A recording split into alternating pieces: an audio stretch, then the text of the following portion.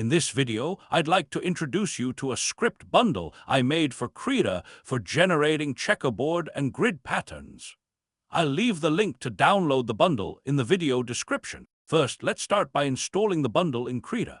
To do this, go to the menu bar and click on Settings, then in Manage Resource Libraries, then click on Import. Select the bundle file that you downloaded. You can see here that the bundle has been added to Krita, so we can close this dialog. The next thing that we're going to do is add a new fill layer to our layer stack.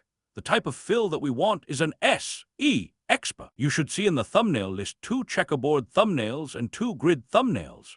One is the simple version with only a single size setting, while the other is the advanced version with a lot more options for customization.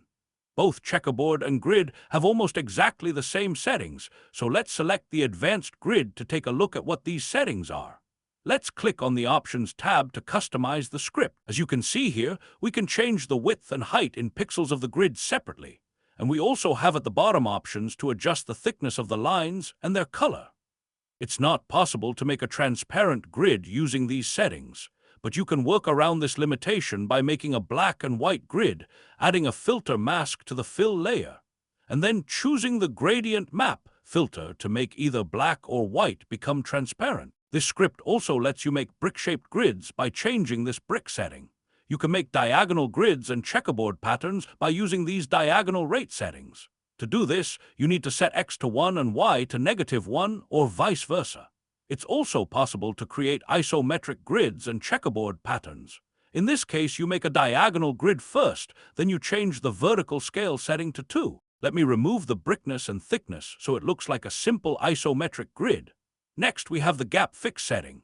This setting only does something if you have diagonal lines. You can see here if I have an isometric grid and I set it to 0, it draws the lines wrong.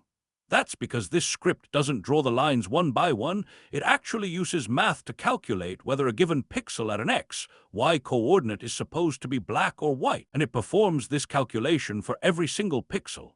I'm not very good at math, so it seems the calculations are wrong sometimes.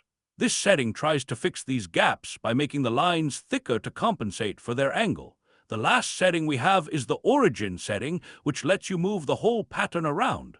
This is useful if you want to align the grid perfectly on something. This was my checkerboard and grid bundle for Krita.